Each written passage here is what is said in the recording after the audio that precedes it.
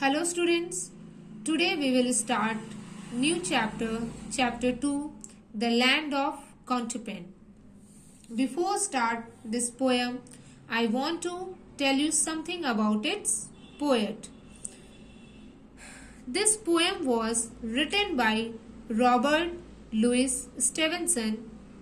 He was born on 13th November 1850 in Edinburgh. He was a Scottish novelist, essayist, poet, and a travel writer.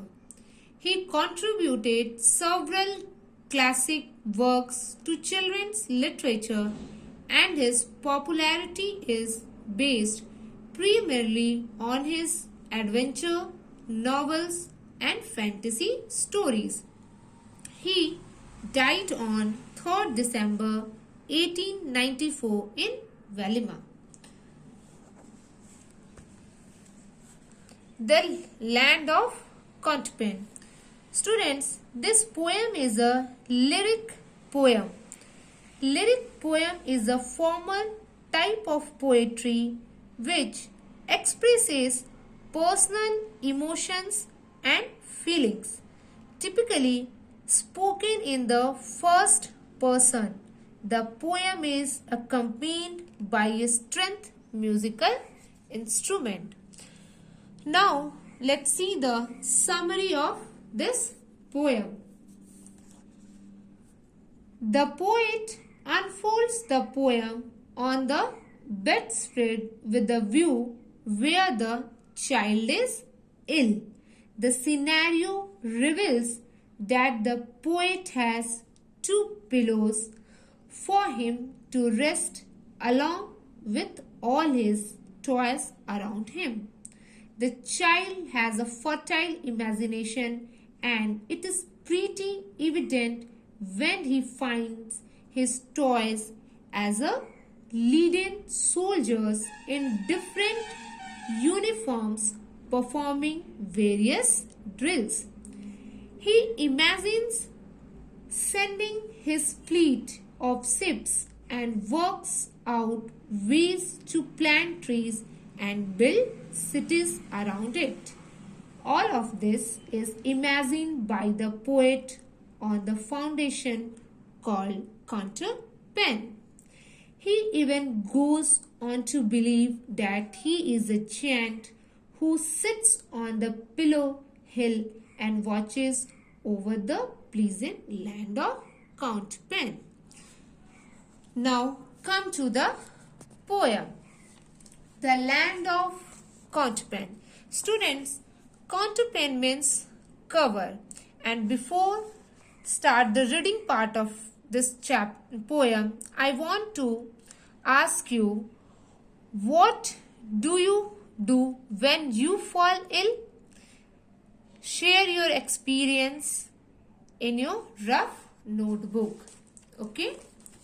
Now let's start poem.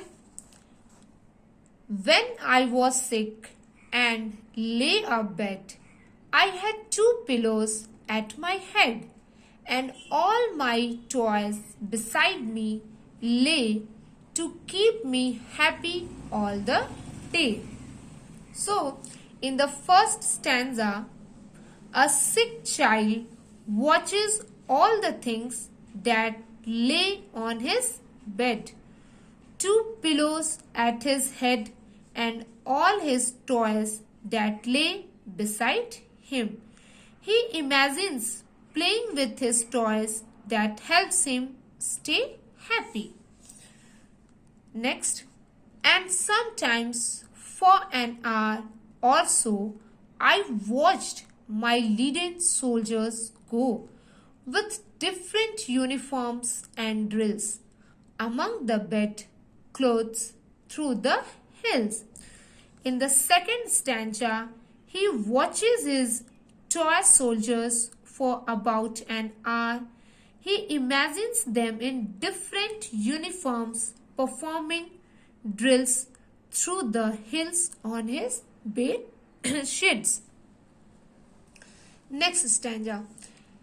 And sometimes sent my ships in fleets all up and down among the sheds.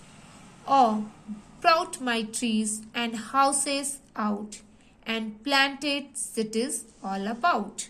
So in third stanza, he sets up his ships in fleets and imagines them to go up and down the webs among his sea of sheds.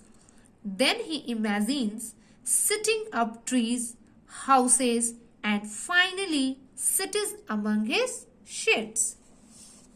Last stanza.